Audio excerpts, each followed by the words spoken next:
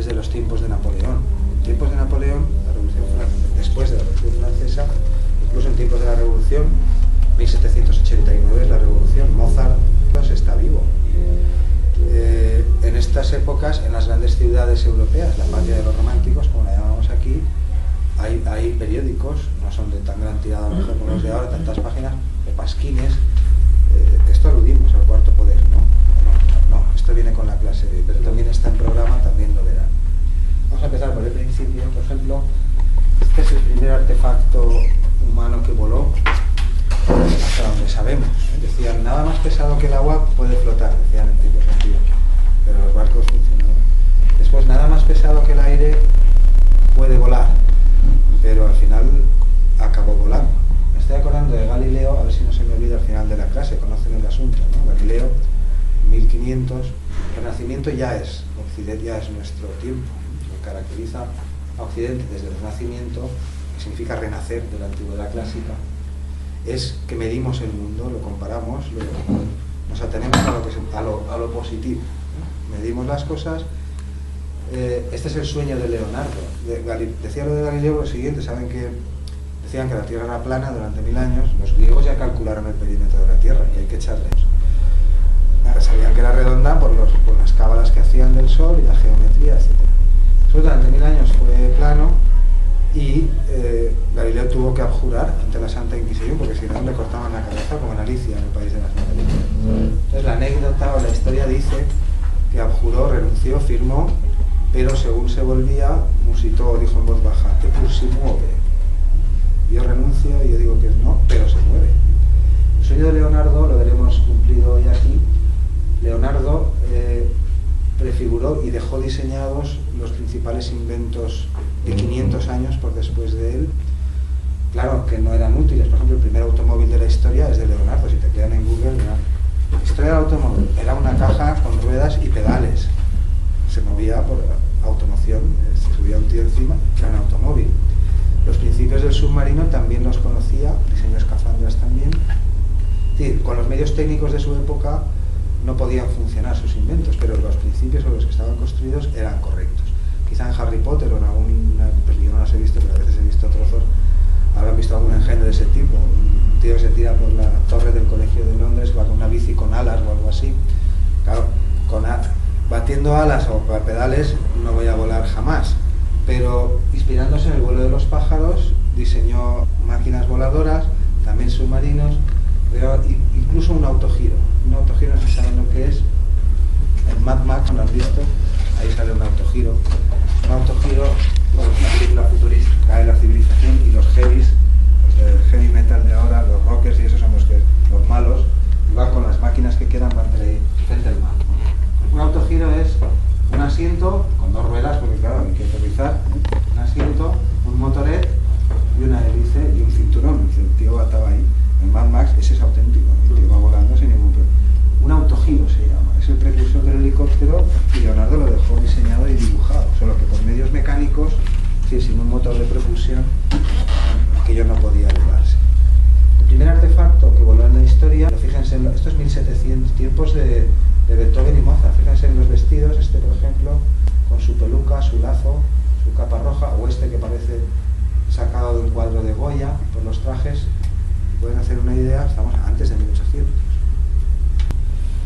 Uno de los temores que ven los románticos es la primera rotativa de la historia, rotativa industrial, La imprenta ya saben que es de 1400, parece un motor de avión, 3 plantas, 6 tíos, hay más, metiendo papel y haciendo de todo, para publicar este tipo de diarios, periódicos que se distribuyen por toda Europa. Es decir, el fenómeno al que asisten los románticos ya en la Revolución Francesa se ve, es la industria, que es un fenómeno nuevo.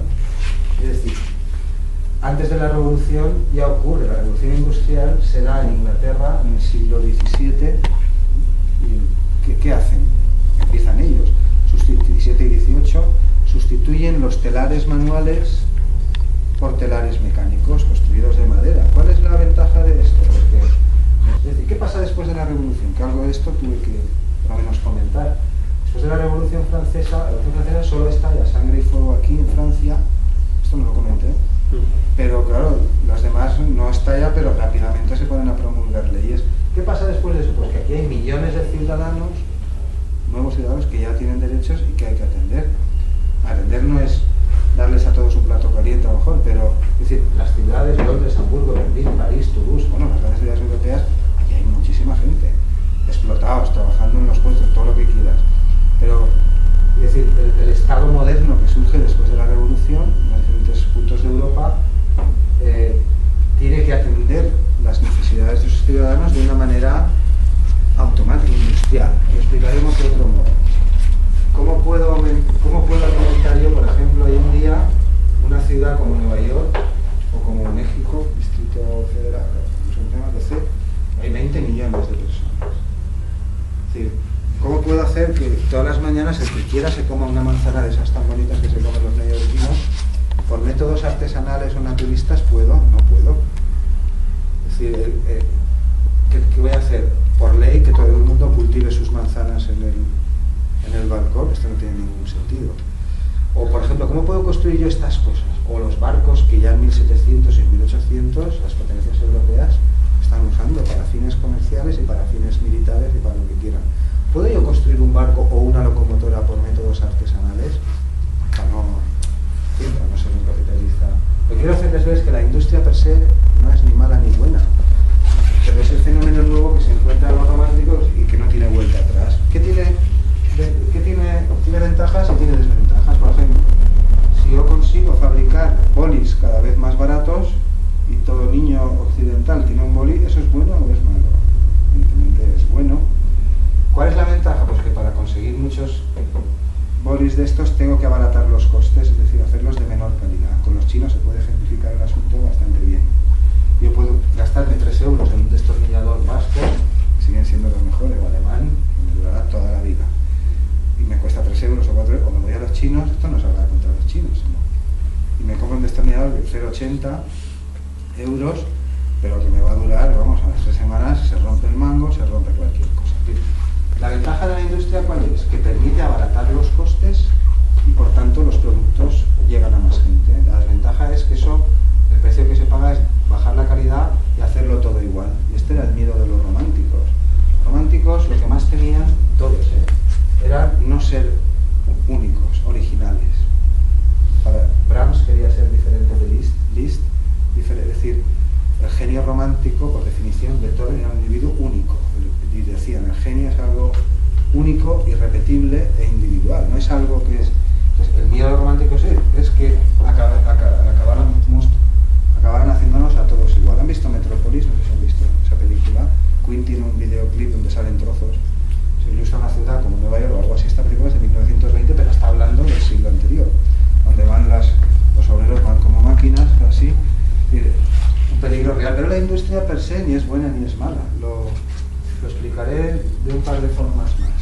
Imagínense, no es que hay mucha gente que dice, ciencia, matemática, industria, capitalismo, pero son cobadas. Es decir, el mundo da una vuelta cada día, cada 365, un alrededor, y cuando dentro de 4 días ya no estamos aquí ninguno y el mundo se irá.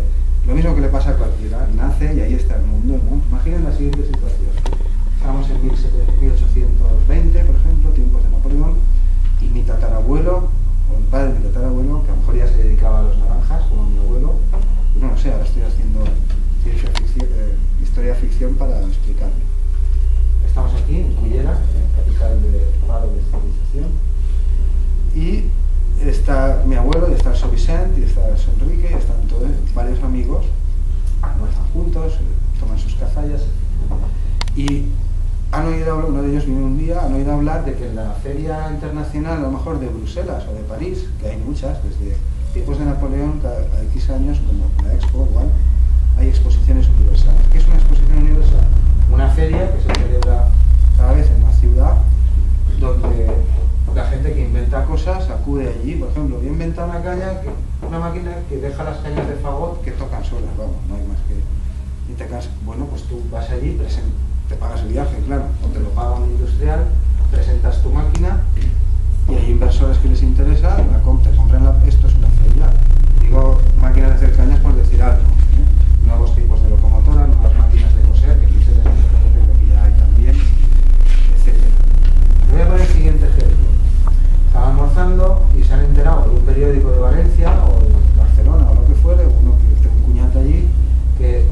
inventado una máquina nueva que ara los campos.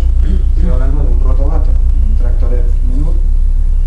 Y entonces, hombre, pues eso, ¿y qué hace? Pues eso, tú le metes gasolina o queroseno, o gasoil, o petróleo bruto, y claro, ni tienes mulas ni nada. Entonces, 4 de ellos deciden, en efecto, poner dinero y uno no. Vamos a mi tatarabuelo lo vamos a poner con los malos, para que no digan que... Es decir, hay uno que dice, no, yo no quiero máquinas, voy a seguir cultivando a mano, y sus naranjas indudablemente van a seguir siendo las mejores, porque tiene las mismas, se las curra a mano. Impresionante. O sea, tú pruebas una de esas naranjas, es que es la mejor, porque está criada desde el principio a fin. Ahora bien, veamos lo que ocurre. 1 o 2 de ellos se pagan el viaje, se van a Toulouse o a Montpellier o donde sea la feria universal. Por ejemplo, en 1900 fue en París, y Mahler, esto lo veremos en el programa, va con la Orquesta Filarmónica de Viena a hacer un bolo, dan 5 conciertos allí y se vuelve.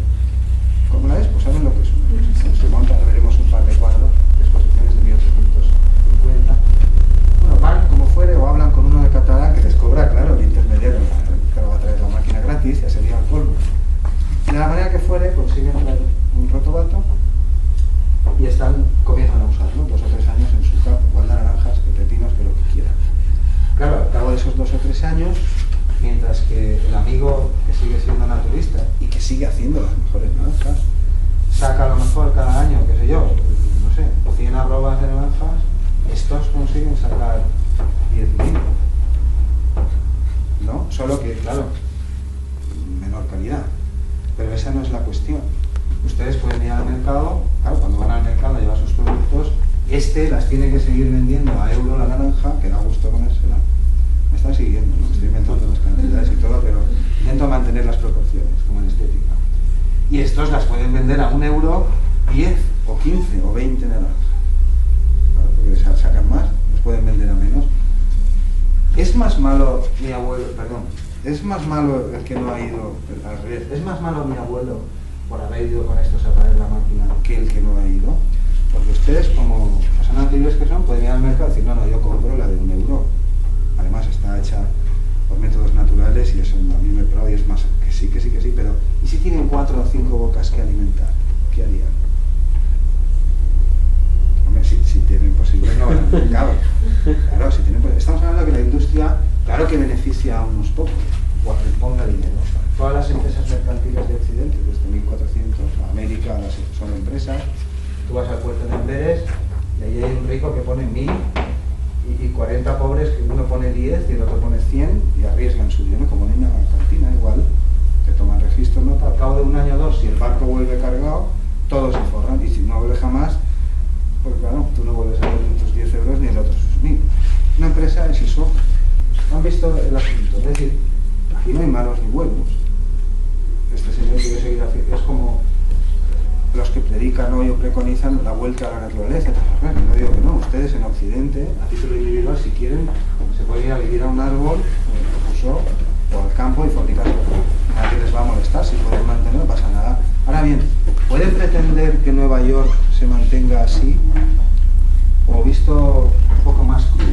Podemos ir a los árabes y a los hindús y a los chinos y decirle, no construyáis coches que contaminan, no fabriquéis aire acondicionado, que claro, saben que contamina el aire acondicionado, no fabriquéis lavadoras, porque eso es maquinismo, eso es muy malo, hay que volver a la... ¿Podemos hacer eso?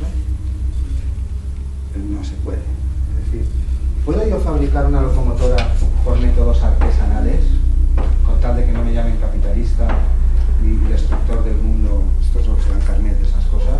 Puedo, sí que puedo. Me voy a los obreros de mi pueblo, a los 4 o 5 que hay, les doy trabajo para toda la vida. Empezar a fundirme piezas, claro, se pasarán la vida para construirme una locomotora. Si tengo dinero, ¿para qué me servirá? Pues para fundir mi dinero. ¿Me están siguiendo? ¿Entienden lo que trato de decir? Lo que yo necesito construir no es una locomotora, sino 100, que me compren 15 los rusos, 3 los franceses. Si no, ¿quién pone dinero en una empresa para...? No, yo no sé nadie. Para perderlo, o para... El fenómeno que se encuentran los románticos es que ven que la industria no se puede parar. En efecto, ¿cómo un avión actual, por ejemplo, tiene más de 1 millón de piezas? Contando todos los botones que hay y todo. Más de 1 millón. Eso se puede hacer a así artísticamente, con tal de proscribir a la industria y eliminarla del mundo, no se puede. Pueden ir a Nueva York y decir allí y todo eso. No, no. Ahora todo el mundo a cultivar manzanas, pero en su balcón, y abonos orgánicos. Nada de comprar abonos químicos. Esto es un sinsentido. Bueno, esto es lo que vamos a ver aquí, una pasada muy rápida sobre los principales inventos de este siglo, que claro que necesitan el concurso de la industria. ¿Cómo voy a fabricar yo las locomotoras? Necesito altos hornos. ¿Cómo construir la Torre Eiffel? Hombre, la puedo hacer de modo artesanal, la puedo, pero necesito 1000 vigas de 15 metros, a lo mejor 2000 de 12 metros. Eso, puedo ir por España o por Francia buscando verlos. Tú hazme una... Imposible, esto no es así. Vamos a ver algunas cosas. Por ejemplo, Morse, el inventor del código Morse, que como buen romántico era pintor, además de inventor. Esto es un autorretrato. Este señor, fíjense, muere en 1872 a los 81 años, es decir, había nacido en 1791, ¿no? O algo así. Es decir, justo 2 años después de la Revolución Francesa. Nace en 1791. 20 años después está Napoleón coronando. Bueno, coge al Papa y dice, coróname, porque ya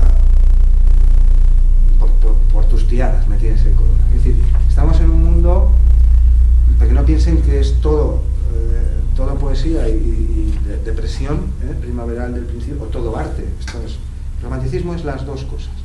Entonces decíamos, una mezcla de un misticismo atroz por los poderes del arte y de la música que atribuían, que convive con una confianza en la técnica y en la ciencia que es innegable, vamos, que no admite ninguna duda. Como buen romántico, domina dos. Por ejemplo, el canal de Corinto, después abrimos el de Suez también. ¿Yo cómo puedo abrir esto? Pues yo, en fin, la empresa que presente, el tatarabuelo de Florentino Pérez, el de Dragados, ¿no? Lo estoy inventando. Hombre, pues puedo poner ahí, yo que sé, a 10.000 chinos explotados, claro, sin pagarles nada, según se me van cayendo por el camino, los voy sustituyendo. Lo puedo hacer de una forma masiva o bien con máquinas, claro. Esto hasta los soviéticos, el poder de la ciencia y la técnica no lo niega ningún romántico, Wagner menos. Pero las dos cosas conviven durante el romanticismo.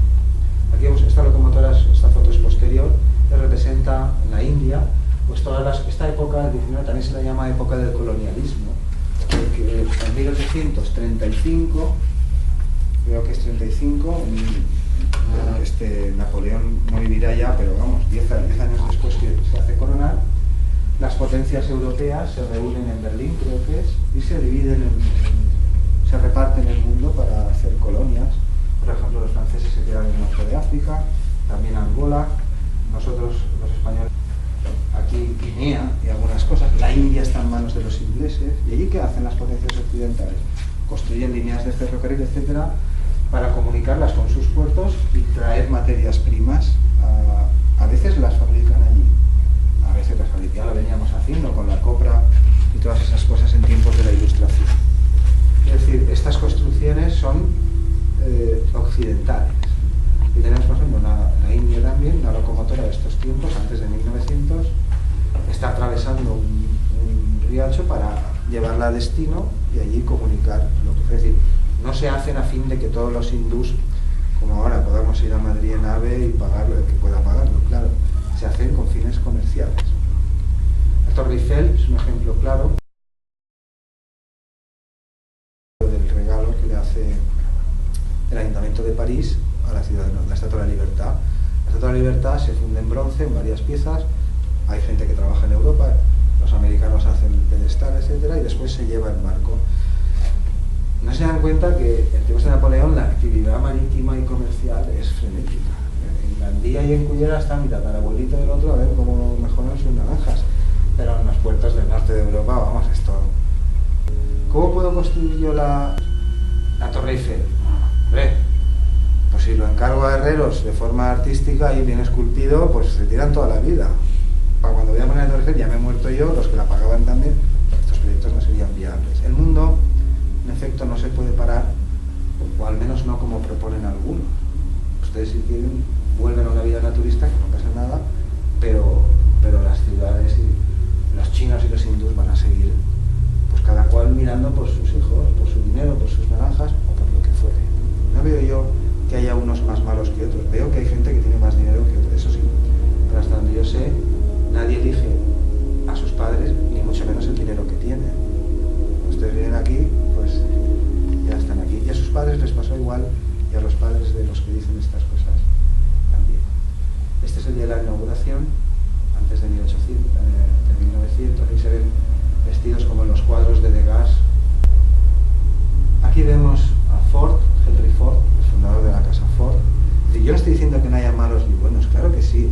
El que falsea las cuentas, el que adultera el vino como la Grecia clásica, el que engaña, ese es malo, claro que sí, pero no la industria como tal.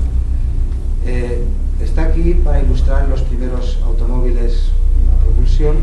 La primera vez que un automóvil, estoy preocupado por eso, que un automóvil hizo 100 kilómetros de un tirón, el récord, así fue la mujer de Benz, se llamaba Mercedes, la casa Mercedes-Benz, y fue ella la que conducía el vehículo. Tuvo dos averías y las reparó, una con un trozo de la liga, de la goma, y otra con una de las horquillas que usan las mujeres para los cabellos. Para aclarar ya y dejar zanjado el tema de la industria, podemos poner otro ejemplo, a riesgo de que ellas, a lo mejor, perder algunas simpatías con ellas, pero con ellos pasa igual. Hoy en día muchos varones, ellas no tanto. Tú les quitas el coche, no saben qué hacer con las piernas, no entenderían. Les pondré un ejemplo. A ver qué mujer estaría para que vean que los beneficios de la industria no son para los supercapitalistas de Fu Manchu o de Spectra, los malos del mundo, sino que están ahí y ya está. Yo, por ejemplo, y no soy un guarro, lo he dicho todos los días, soy una persona limpia, las manos me las lavo, o sea, cuido mi higiene y mi salud, ¿no? Pero yo funciono con una maquinilla que a veces no la uso tampoco, que deja lavarla 2 días, no pasa nada. La toalla, el cepillo ¿qué más? El cepillo de dientes, un poco más. Ellas, no digo todas, ni esto es una crítica ni nada, es lo que yo veo.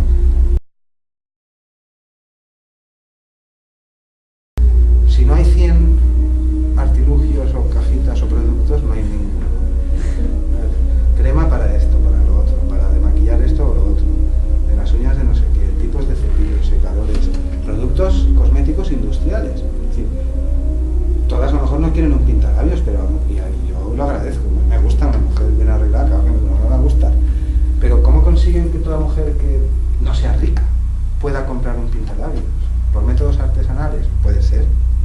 Puede ser que en el pueblo haya uno que prepara esas cosas, pero ahí sale Christian Dior o las de Bar. Es decir, estas cosas no dependen de la voluntad de unos malos y de unos buenos, sino que van ocurriendo. ¿Qué mujer estaría dispuesta a renunciar a todas esas cosas? En la antigüedad ya existía esto, no es que hubiera una industria cosmética. Lo que trato de hacerles ver es que para que haya de todo, para que yo pueda tener un móvil o cualquiera pueda tener acceso a estas cosas, hacen falta la industria. Sin industria es imposible. Miren cómo veo yo el asunto.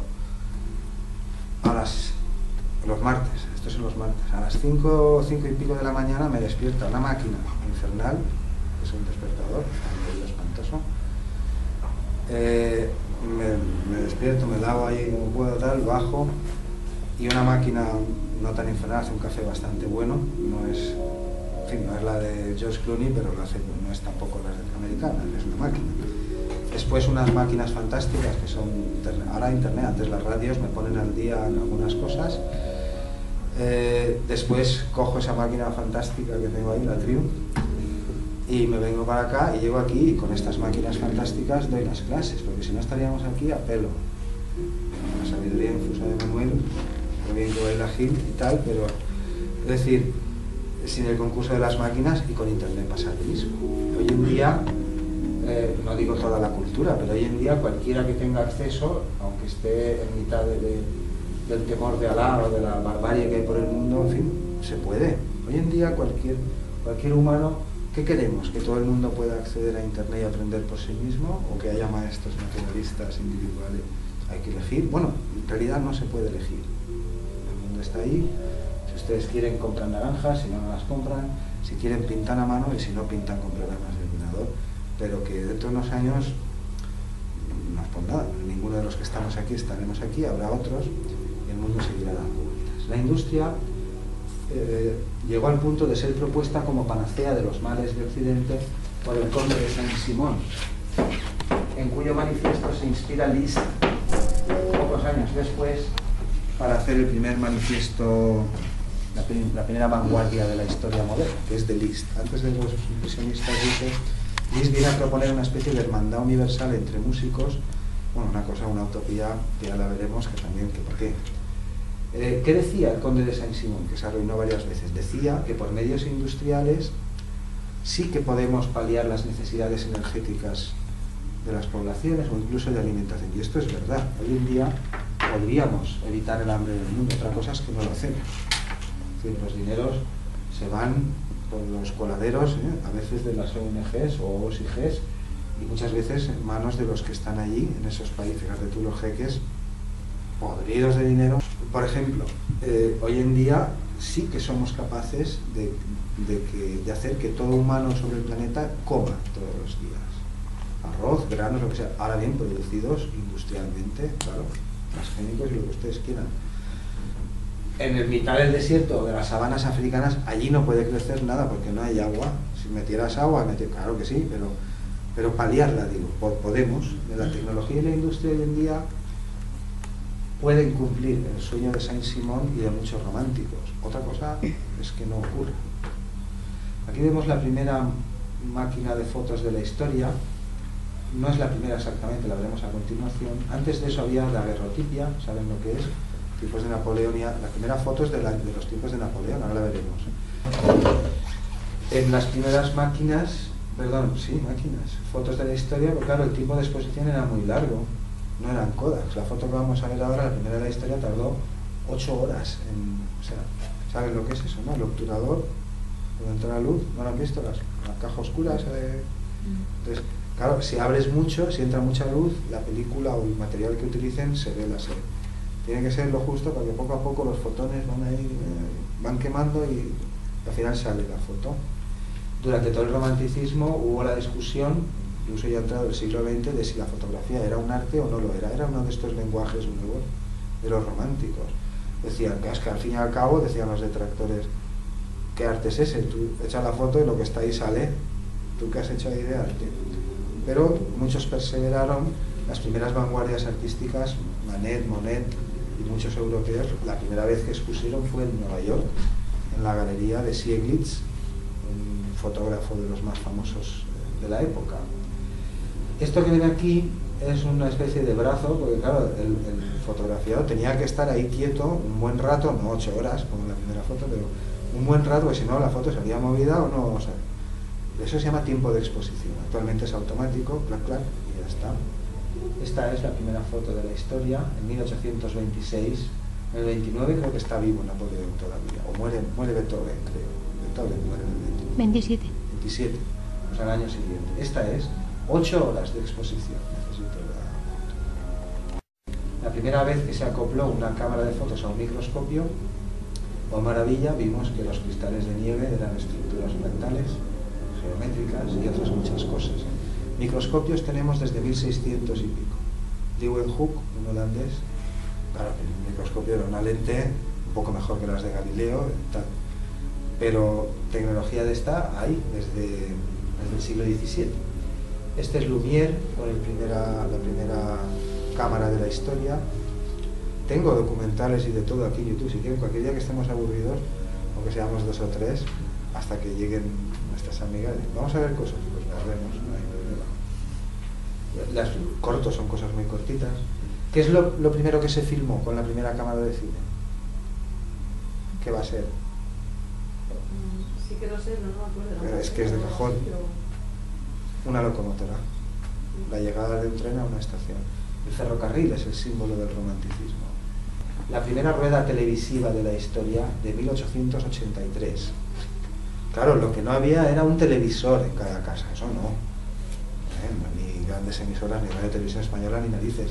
Pero es el primer dispositivo que se inventa. ¿Saben cómo va esto del cine? Como los dibujos animados. Al principio son fotogramas, ¿Han visto cómo hacen los dibujos? Tú pintas a Tom y Jerry, a punto de cogerlo, un poco más, estático, estático, al final lo pasas todo de gris. Estos son los primeros fotogramas de la historia. Los hermanos Wright, nada más pesado que el aire, podía volar, pero acabó volando. Esto no sé si es la costa, no sé si es Biarritz o Donosti, o sea, San Sebastián, no lo sé. Pues aquí, digo que no lo sé, porque aquí se ve un tricornio, ¿lo ven? Este es, el tricornio es el de la Guardia Civil, claro. Estos son 3 de los fotogramas. Los primeros eran planeadores, consiguieron 100 metros, después 500, hasta que se les aplicaron motores. 2 o 3 décadas después ya estamos en la Primera Guerra Mundial. Aquí los tenemos, los hermanos Wright, como decía Galileo, no puede, pero se mueve. Un invento muy curioso, un contador de votos de Edison, de 1868. Edison tenía una empresa de patentes en Estados Unidos, es decir, tenía agentes en todas las ciudades importantes de América, tenía una empresa. ¿Cómo se ganaba el dinero Edison? Pues comprando inventos de otros, y si eran rentables y se aplicaban, como el rotobarro de mis abuelitos, claro que ganaba el dinero, ya sería el colmo, o sea, poner dinero para nada. Uno de los inventos más curiosos es este, que yo no ha tenido éxito jamás. Yo no sé de ninguno, y el día que los cuenten por internet, apañados están. De momento todavía se controla la cosa, pero avisaos están, ya verán cómo acaba la clase. Solo lo veo en los bancos. En los bancos actualmente sí que hay una maquinita que cuenta los billetes a una velocidad fantástica. Digo porque hace 2 o 3 elecciones, no me acuerdo, creo que era la segunda de Aznar o así, me tocó ser presidente de Mesa Minicurdo, dentro de Europa, y todo el día allí estábamos todos, los controladores, uno de cada partido. Yo era presidente y no me podía escapar, pero me leí bien el patracol, y según cierran los colegios y abrimos la urna, la volcamos y se abalanzan literalmente, el del PSOE, el del PP, el de Izquierda Unida. Ahí me levanté de una voz y dije, o os apartáis inmediatamente, que os contamos 1 a 1, o anulo esta mesa. Lo que podía hacer, había estudiado la elección, nos contaron 1 a 1 y fui la única mesa que no se le escapó ni un voto, no hubo errores.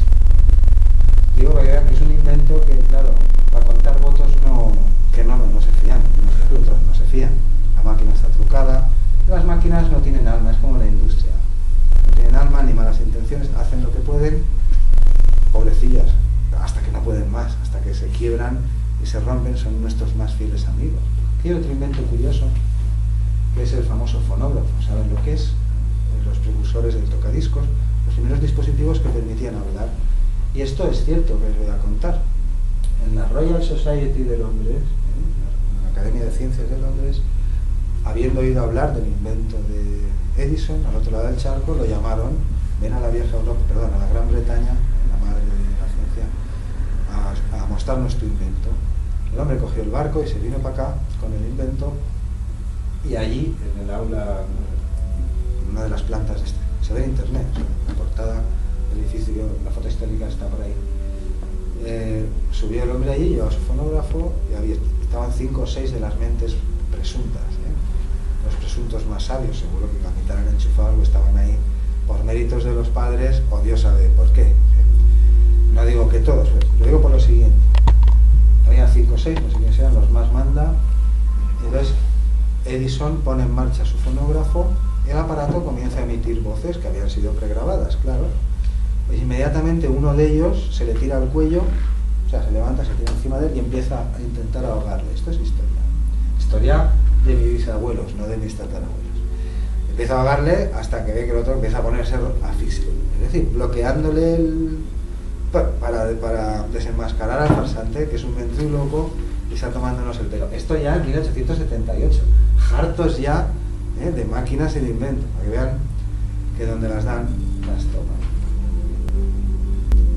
Marconi, aunque realmente el invento es de la radio, es de un tal Nikola Tesla. Nikola Tesla es otro industrial multimillonario que acaba arruinado, que al modo de Saint-Simon era un gran inventor. O sea, por ejemplo, la radio la inventó él y muchas cosas. Él intentaba aprovechar las energías de la tierra, de la atmósfera, de los mares, etcétera, y sus inventos funcionaron. Pasa que perdió muchas patentes, al final el mérito se lo llevó Edison también nos robó alguno. Bueno, ahí hubo sus más y sus menos. Era un romántico, no era un pintor, no era un poeta, era un tío podrido de dinero que dedicó su vida y sus dineros a intentar diseñar máquinas, industrialmente hablando, claro. ¿Cómo voy a darle electricidad a Nueva York o a París, que hay ahí la tira de gente, no sé, por las calles haciendo saltimbanquis? Que no puede ser, que hay que construir grandes bobinas, no sé si me están siguiendo.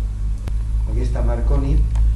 Claro, con frecuencia los primeros que se dan cuenta de las ventajas de estos inventos suele ser el ejército. Esto, en este caso, habla a favor de la inteligencia militar, que algunos dicen que no, pero sí. ¿Para qué era útil la radio sin cables? Porque telégrafo había. Las películas del oeste lo pueden ver. En Nueva Orleans, ahí llega el cable. ¿Qué envían por el cable? Pues noticias de Nueva York o el precio al que está no sé qué. Entonces tú te enteras antes, compras y el que te ha puesto el dinero gana y tú ganas. Estas cosas, no sé, ya habíamos esquilmado al indio, claro. El indio ya estaba medio desaparecido. Es decir, el ejército se da cuenta que para comunicarse con los barcos en alta mar o con los ejércitos, esto es un invento, vamos, el chollo del siglo. Y claro, lo compra, lo desarrolla, invierte y así nos va. Es como la energía nuclear. Hoy en día estamos consumiendo una de combustibles fósiles que ¿para qué? Y eso contamina, vamos, para que contamina. Con una pila de este tamaño atómica, un coche podría funcionar toda la vida.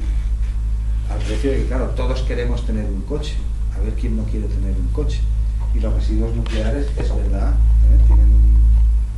tienes que meterlos en cementerios o hacer algo. Eso por el momento, porque hasta el momento lo que hacemos gracias a la ciencia y a la técnica, a la herencia renacentista y romántica, es lo que se llama fisión. Supongo que lo saben. Las bombas y las centrales son esto. ¿Qué es esto? Esto es que sabemos romper los núcleos atómicos.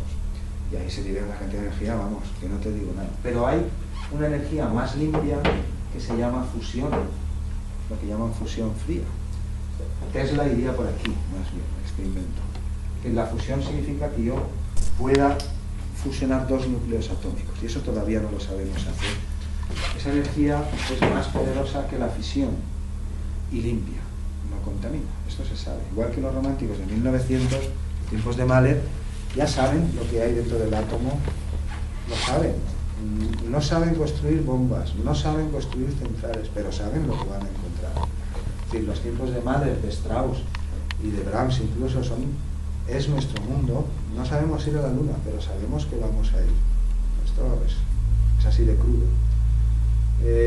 Bueno, en fin, Tesla al final se murió arruinado en Nueva York y otros tiraron adelante con sus inventos, y esperemos que algún día la fusión fría sea una realidad. Yo lo que más me temo es que al que la descubra primero le cortarán la cabeza y claro, y después ocultarán la fórmula, no lo sé, porque eso significaría renunciar a toda la planta de coches que ninguno de nosotros, yo sí, con la moto me apaño, pero tengo que meter gasolina.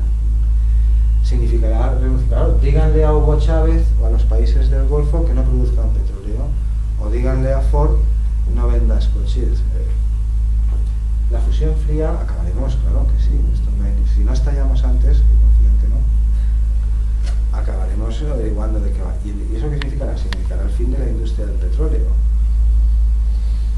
Ahí tenemos que decir, todos estos son malos. ¿Por qué? Porque son familia de los que sacan petróleo del desierto, de los que fabrican coches. Y todos estos son buenos. ¿Por qué? Porque no usan coches. Evidentemente el mundo no es así, no es blanco ni negro, sino que hay muchas gradaciones. Algunos de los primeros dispositivos de Marconi, sin hilos, transmitían información sin hilos.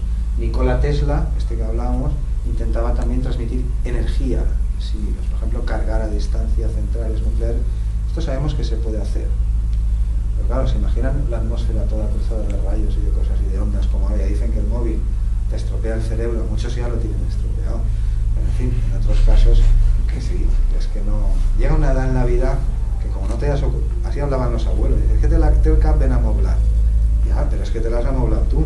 No has llamado al Corte Inglés, ven y amóblame la cabeza. Todos están estudiando y supongo que conocen ejemplos a favor y en contra de lo que estoy diciendo. Einstein, que en 1902 ya formuló la teoría de la relatividad, Schoenberg ya formuló el dodecafonismo, bueno, no escribió su libro, pero lo usaba. A Einstein lo suspendían en matemáticas. O sea que dice que aprendemos pese a nuestros maestros, eso sí.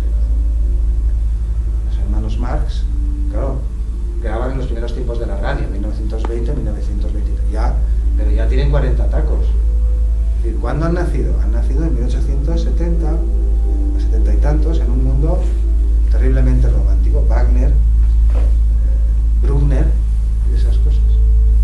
Además eran perfectos románticos, ¿no han visto películas de ellos?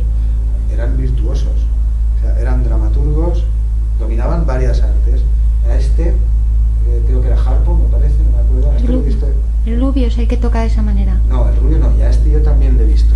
Sentarse al piano, sí, y tocar Caballería Rusticana y otras cosas velocísimo, pero sustituir la digitación normal por un codo, por el otro codo. Lo que están viendo, está filmado en las películas de los hermanos.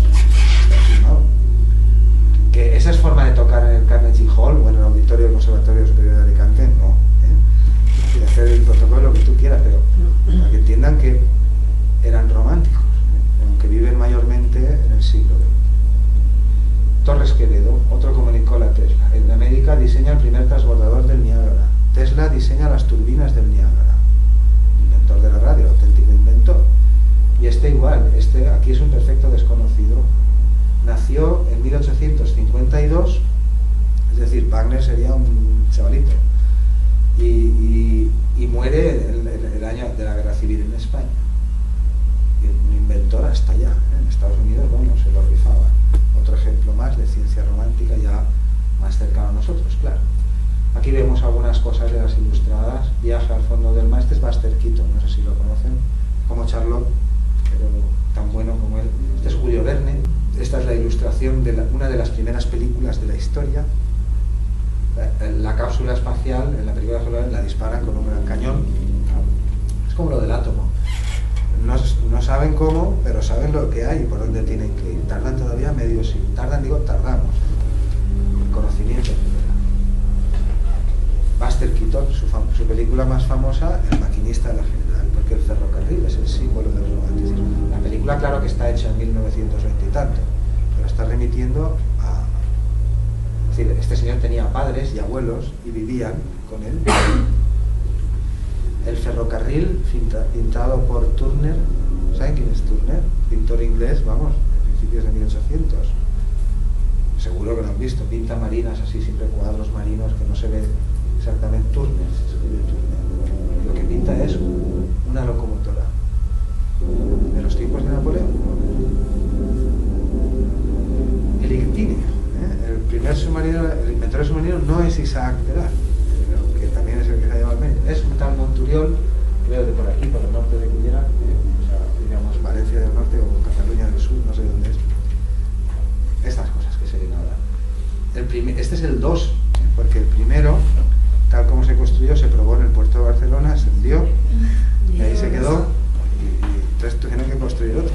¿Tuvieron que construir otro? ¿Qué significa? Que hay que volver a poner pasta y a la gente a trabajar, y claro, esto no es un barquito de las islas de Samoa que corto el árbol y mientras canto y cuido a mis hijos me lo lijo y me lo pulo y luego a submarinear. Esto es una máquina de precisión que como en este bien, pues ya ves, una pasta se cae, lo probaron allí, yo utilizar una expresión de la calle que me venía a la cabeza, pero no. En fin, además es de lujo, yo quiero uno como estos, que algún día tengo dinero o algo así, o alguien, fíjate, recubierto de madera con estos focos. La historia del Capitán Nemo es romántica, está escrita a mitad del siglo XIX. Saben, el Capitán Nemo en el Nautilus tiene un órgano que toca la tocata en re y tiene todo tipo de tecnologías, muchas de las cuales fueron ya esbozadas por Leonardo. Escafandras, submarinos, no aviones, pero cosas que se le parecían, incluso un autogiro. Una exposición universal, esta es de antes de 1850, 40 y tantos. Pabellones que se construyen, después se reconvierten para otras cosas o se desmontan. Esto parecen vigas de madera. Yo ocupo ahí 5 kilómetros cuadrados y viene gente de toda Europa o de la China, no sé lo que va a ir allí. La de 1900 la veremos en fotos cuando hagamos la clase de Mahler. Esta es de 1860 y tantos, no me acuerdo el año. Aquí de ver los uniformes prusianos. No es tiempos de Napoleón, pero justo después. Ellington Arumori. Esto es un poco ya después, 1913 creo que es, aquí está, sí, 13. Los hermanos Russolo, que son dos de las primeras vanguardias, son románticos, ¿no? Son pintores, son músicos, convocan un concierto de un nuevo instrumento que habían inventado. Todas las vanguardias funcionan igual, desde la primera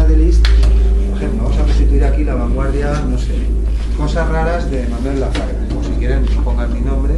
Cosas raras del CSMA de Alicante. Nos constituimos un grupo, normalmente que haya de todo, pintores, escritores, industriales, químicos, a ser posible. Todas son así, dadaísmo, surrealismo, todas las del siglo XX. Nos constituimos, nos damos un nombre, editamos una revista, si podemos, publicamos un manifiesto con 10 puntos donde dice, vamos a dar clase así, así, y definimos, como el dodecafonismo, por ejemplo, que vamos a utilizar los 12 sonidos de este modo, cada vanguardia dice, voy a hacer esto y nada más. Alquilamos un local, no puede ser el aula, hay que irse a Alicante, y convocamos una rueda de prensa para darnos a conocer. Estos hacen lo mismo. ¿Qué es el Intona Rumor? El Intona Rumor, no, la gente llega allí, la crítica, la prensa, y los intelectuales del momento llegan allí a ver el nuevo instrumento y entran, y hay una colección de, creo que eran 19 cajas, también las pueden ver en YouTube, hay diseños por dentro como están construidas, con un altavoz que emiten zumbidos electrónicos. Bueno, en esta época eléctrico, es decir, eso que hacen los tocadiscos, eso es el concierto. Les ponen, vamos, no digo cómo les ponen, de vuelta y media, o sea, ahí no hay ni partitura ni nada. El Intona Rumor es esto, y allí un ruido aleatorio que simboliza esta época, claro, la de las máquinas. El manifiesto futurista de Marinetti en 1906, Mahler está vivo. No sé si lo han leído, saben qué es. Es una apología, una defensa de las máquinas, como yo estoy haciendo aquí. La primera vez que se retransmite música por el aire es estando mal en Nueva York, tiene que ser entre 1906 y el 10, en el 11 vuelve, pero ya muere, está allí 3 o 4 años, bueno, en su momento lo veremos.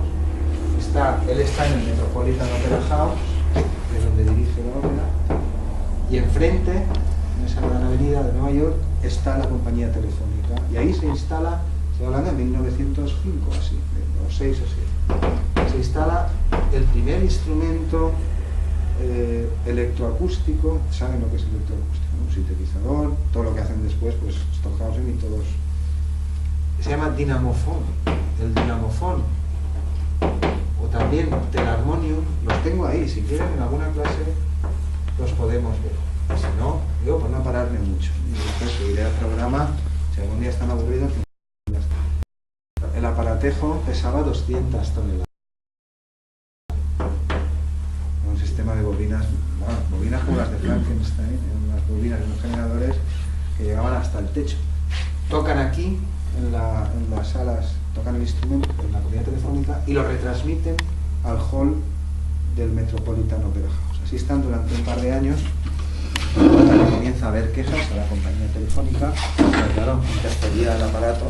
Es el último año que esos conciertos se hacían de noche, de las 12 y la 1 de la mañana, y después se desmanteló el invento. Este es el primer dispositivo electroacústico o algo así que descompone las ondas sonoras y las mezcla arbitrariamente. En vez de sacar do, re, mi, do, re, fa, hace pues lo que tú quieras. Me siguen, ¿no? Saben de qué estoy hablando. Nueva York en 1900, como para pararlo. Bueno, vamos a ir a Nueva York y vamos a dar un cursillo de civismo. Los rascacielos, los barcos, de todo el mundo, claro. Estos son unos cuadros, los voy a pasar para mostrarles alguno en concreto, de un estilo que se llama precisionismo, es de finales del siglo XIX. Esto no es el hiperrealismo. ¿Saben qué es el hiperrealismo? El hiperrealismo es un movimiento de pintura de los años 50 de nuestro siglo pasado, que pinta las cosas como muy reales, con una foto, pero se nota que es un... Esto no es, esto es anterior.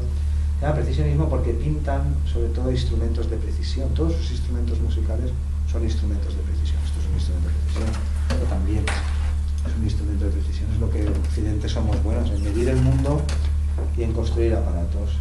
Este, por ejemplo, el pintor es Charles Silet. Estamos acabando, no sé qué, vamos. Charles Silet. ¿Qué es eso? Una turbina de barco, de transatlántico, el Titanic. A ver cómo hacemos el Titanic. Pues ahí en Gandía y en Cullera hay dos que lo bordan el Titanic. El Titanic se puede hacer con tornillos y altos hornos. Esto es una turbina, miren los operarios. Está suspendida en una fábrica, no sé, en Norte de Europa, no sé dónde será, Francia. Esto es la hélice, una de las hélices del transatlántico. Esto es precisionismo, pero ¿y esto? ¿Esto es un cuadro o es una foto?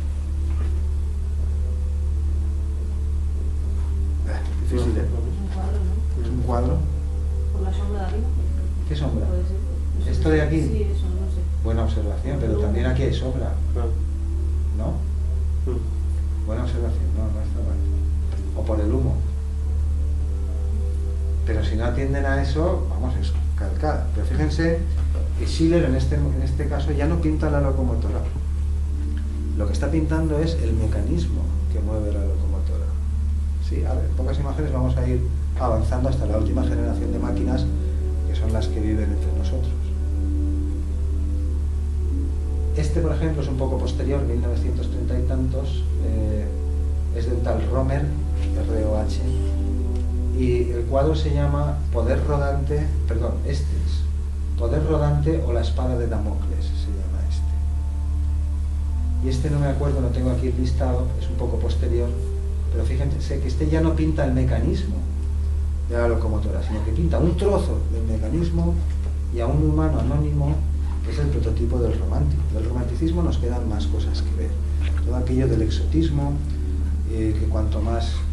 Otro símbolo romántico muy famoso, como que lo conocen de los primeros tiempos, los tiempos de Schubert y tal, es un señor que está en la costa de no sé dónde, de Escocia, de espaldas, no con el sombrero de Copperfield y eso, frente al mar desatado. ¿No han visto esa? El pintor es Johann Caspar no sé qué, seguro que sí, ya lo verán. Es decir, a los románticos les fascina todo lo que no pueden controlar, las fuerzas desatadas de la naturaleza, el inconsciente, la locura, todo eso. ¿Por qué? Porque es justo lo contrario de lo que la industria y la ciencia opera en Occidente.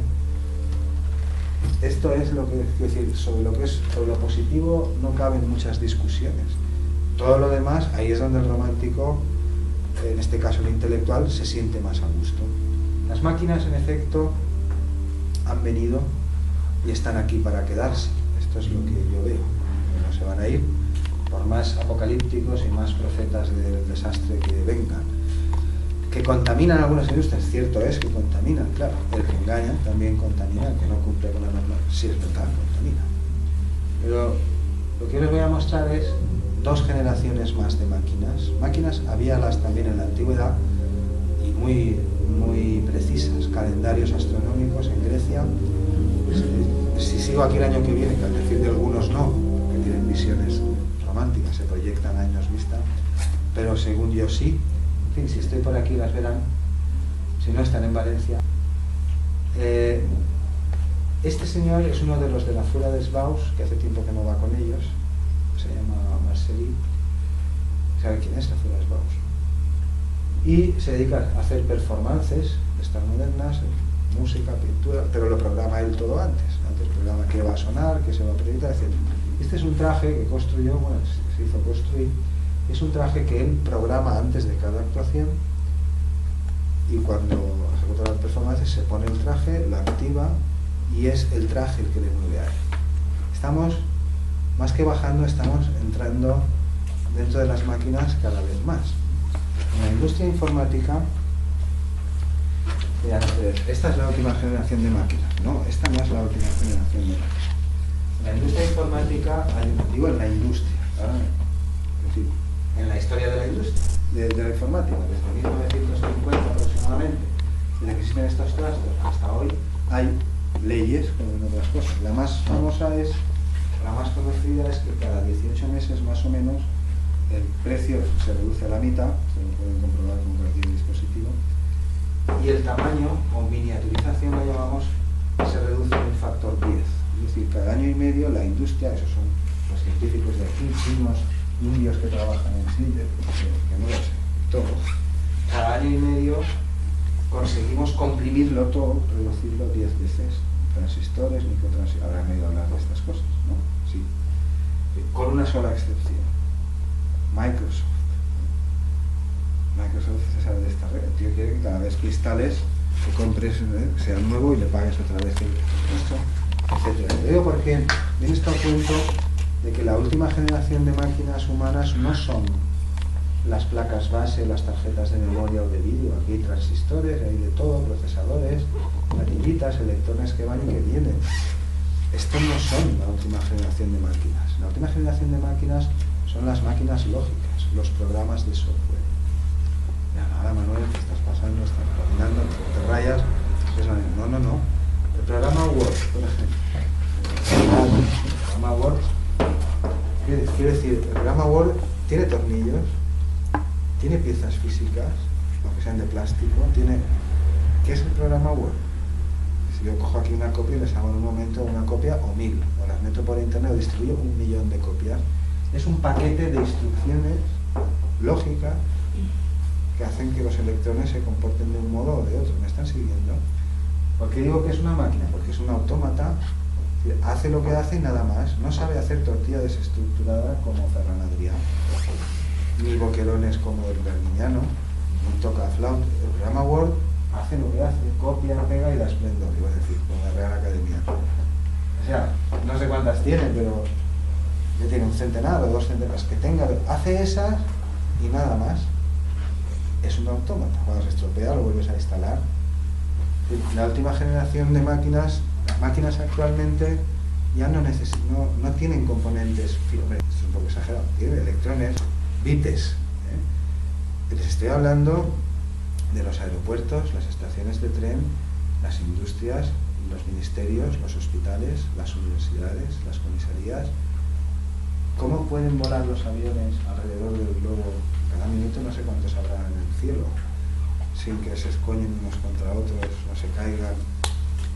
Sin máquinas, se puede hacer sin máquinas, con operadoras de estas del teléfono de los tiempos de Fritz Lang ahí conectando. Tenían que ir con el pelo corto para cabo que...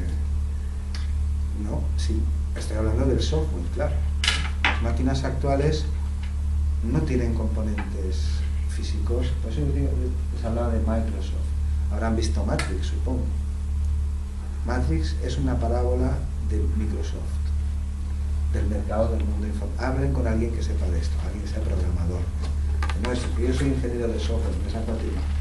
Tiene que hablar con un programador, alguien que sabe leer el código máquina. No sé si uno que diseña páginas web, de lo que yo estoy hablando, no sabe nada. Sabe manejar programas que permiten hacer cuadros y cosas, pero eso no es lo que yo estoy diciendo. ¿Me están siguiendo? ¿Seguro? Es un repaso. Las máquinas merecen un descargo. Son fieles aliadas. Un oboe es una máquina. No será una máquina eléctrica, pero es un mecanismo de alta precisión. Y mis gafas, y esto, en fin, el que quiera volver a los árboles, que vuelva. Pero a mí que me dejen tranquilo. Yo estoy feliz con mi café, mi despertador. Estoy intentando que vuelvan la vista a los 150 últimos años que son nuestro siglo. En los tiempos de David Copperfield va Jack el Destripador y todo eso, y Jekyll y Mr. Hyde, pero hay alumbrado en las calles y coches en París y coches en Londres. Y cualquier romántico sabe que este mundo nuestro, estas son las famosas utopías, las metrópolis, esta especie de películas o novelas apocalípticas que la sociedad crece, hay muchas películas, Actor Matrix es una más. La civilización crece tanto, la ciencia la crece tanto que el hombre es un número, en efecto. Ustedes para la Seguridad Social o para el Ministerio de Hacienda, para no decir de Fomento, son un número. Hombre, si son hijos de este o del otro, a lo mejor son menos número, pero ¿de qué otro modo se puede atender a 1.000 millones de chinos, a 1.200 millones? Hablo ahora por sus respectivos países. Es decir, unas cosas no quitan otras. Y sin instrumentos de precisión, aquí no haríamos nada. Me detectan algo de un análisis, corriendo voy al médico, cirujano, la garganta, córtame, lo que haga falta, pero sálvame. Es decir, el poder de la ciencia no se discute, y ningún romántico lo discutía. Aquí tenemos a Neo, de Matrix, y a Penélope intentando conectarse con un cráneo de escayola, que es imposible, ¿no? Pero bueno, eso es un bus de datos. ¿Saben lo que es un bus? Un bus es unos cables internos que conectan placas dentro de un ordenador, placas con placas, pero esas no son las máquinas. Hay una generación nueva, no sé, les he mostrado dos que a lo mejor no habían caído, pero sí, el mundo occidental hoy no se caería. Renfe, todo. Si allá la contabilidad, las universidades y los ministerios lo llevan todo electrónico. El registro escrito era más fiable, pero en fin, lo dejaremos así. Aquí tenemos al más romántico de los románticos, Nietzsche, el único que se atrevió a contestarle a Wagner, pero ya desde el principio. Decirle, tú eres un mesiánico. ¿Sabes lo que es un mesiánico? Una especie de Dios nególatra. Solo dos excepciones en todo el mundo romántico, que se dice pronto, ¿eh? Estamos hablando pues de las glorias de Occidente. Nadie discutía estas cosas que veremos del teatro de Wagner y todo aquel enredo de lo inefable, ¿se acuerdan de eso, no? La música como arte más poderosa, etc. Nadie salvo Nietzsche y una mujer que por lo que se ve tenía los prefrontales bien puestos. Prefrontales son dos cosas que hay aquí dentro del cerebro. Lou von Andrea Salomé, examante de Freud, también de Nietzsche y de algunos intelectuales más, una erudita de la época. Del mismo modo que el primer lenguaje de programación de la historia, ¿saben lo que es un lenguaje de programación? El programa que diseña páginas web no es un lenguaje de programación. En fin, cosas extrañas de las que hacen computadores, lo escribió la hija de Lord Byron, una romántica de los tiempos de Frankenstein. Este es el primer lenguaje de programación de la historia. El lenguaje de programación es un sistema de caracteres para que Word funcione o para que ustedes vean a Marilyn o a Schwarzenegger en un programa, todo lo que ven en la pantalla de un ordenador. Ahí no hay fotos ni nada. ¿Se dan cuenta de lo que estoy diciendo? Yo no meto ahí, cuando el escáner pasa la foto, ¿qué pasa? ¿Una copia de la foto como la del papel impreso? No, pasa un conjunto enorme de ceros y unos, que después la máquina del programa transforman otra vez en Marilyn con falda o sin ella. Pues estamos acabando. Decía Galileo, Epusimo. Este es el sueño de Leonardo. Y esto es lo que conecta Grecia con 1500, que es el Renacimiento, y con nosotros mismos, gracias a los románticos. Sin los románticos, el siglo XX no sería nada, las vanguardias no tendrían donde caerse muertas. Este señor está volando, ¿eh? No a pedales, cierto, quemando queroseno, cierto. Tampoco es la mochila esa de las Olimpiadas, no, eso es otra cosa, que también es muy fantástica. También me gustaría tener una. Es una especie de mochila, es un artefacto con dos alas. Este tío está volando. Esta foto está ahí, en vuelo, peligroso, claro, en fin. ¿Quién puede construir estas cosas? Pues el ejército, la industria, o yo qué sé. En el año 2050, en tiempos de Matrix o antes, pues el Estado, que nos proveerá a todos de todos los caprichos que tengamos. Yo quiero un oboe que suene solo, yo quiero 3 títulos, Esto es un poco lo que venden a veces las sociedades modernas, y con eso hay que tener un poco de cuidado. Bueno, ahora un repaso, se acabó, esto es todo, un repaso general, muy rápido, por los principales inventos desde 1800 hasta 1900 y pico, a excepción de estos. Y con esto la vertiente científica del romanticismo yo la doy por zanjada.